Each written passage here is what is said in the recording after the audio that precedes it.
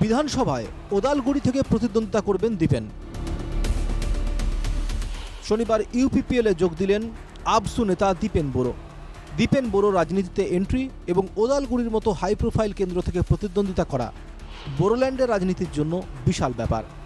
দীপেন ওদালগুড়ি বিধানসভা কেন্দ্র থেকে নির্বাচনে অবতীর্ণ হলে আমূল বদলে যাবে ওদালগুড়ির রাজনৈতিক সমীকরণ। শুক্রবার আনুষ্ঠানিকভাবে আবসু ছাড়েন ছাত্রনেতা দীপেন। ওদালগুড়িতে বর্ণাঢ্য এক অনুষ্ঠানে প্রাক্তন সভাপতিকে বিদায় জানায় অল বোরো স্টুডেন্টস ইউনিয়ন। জাতি আৰু সমাজক ভাল পোৱা এই মোৰ যি এটা মানসিকতা, যি এটা মোৰ চিন্তা, সেই চিন্তাটো ভৱিষ্যতেও থাকিব। মই এই সংকল্প লৈ এপছু মই বিদায় লৈছোঁ। এপছুৰ পতাকাৰ তলত যি সংকল্প লৈছিলোঁ, আগন্তুক দিনত জাতি সমাজ আৰু বড়ো শান্তি চুক্তিৰ দফা ৰূপায়ণৰ আখৰে আখৰে মই কাম কৰি যাম আৰু এপছুক সদায় মোৰ প্ৰতি সন্মান, সেৱা আৰু শ্ৰদ্ধা থাকিব।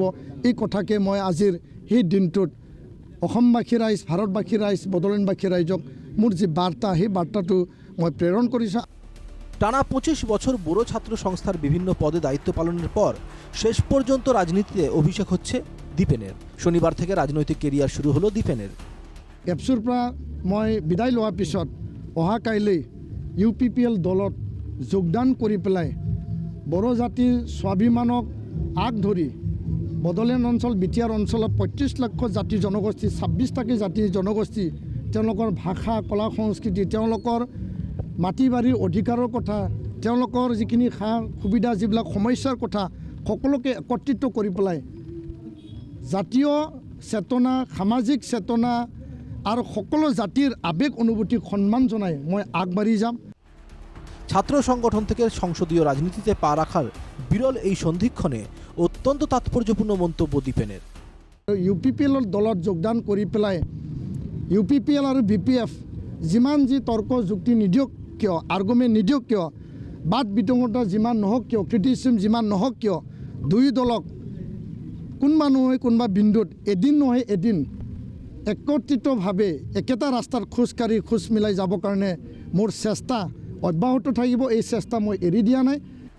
শান্তি সম্প্রীতি ও সমন্বয়ের কথা বলছেন দীপেন। উন্নততর বিটিআরের স্বার্থে হাগ্রামা মহিলারি ও প্রমোদ বোরোর মধ্যে আলোচনার কথা বলছেন দীপেন। কিন্তু সত্য এটাও যে নির্বাচনী ময়দানে সেই বিপিএফের বিরুদ্ধেই ওদালগুড়িতে ইউপিপিএলের প্রতীকেই প্রতিদ্বন্দ্বিতা করছেন দীপেন।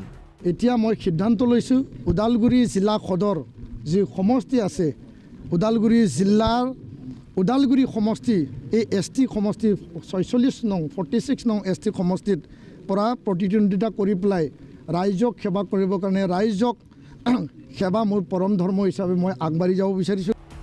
2021 বিধানসভাতেও ইউপিপিএলের দখলেই ছিল ওদালগুড়ি। প্রায় 4000 ভোটের ব্যবধানে গোবিন্দ বসুমাতারির কাছে পরাজিত হয়েছিলেন রিহন দৈমারি। গোবিন্দ বসুমাতারি এবার নির্বাচনে অবতীর্ণ হবেন না বলে আগেই জানিয়ে দিয়েছিলেন।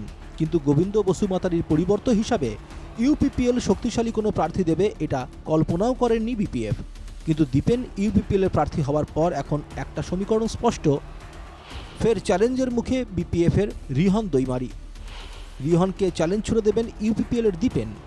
কাউন্সিলে শোচনীয় পরাজয়ের পর এক প্রস্থ চ্যালেঞ্জের সম্মুখীন হওয়া ইউপিপিএলকে নতুন অক্সিজেন যোগাবে দীপেন এবং এ নিয়ে কোনো সন্দেহ নেই।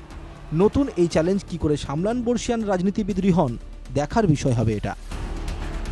Bureau report, NKTV Bangla.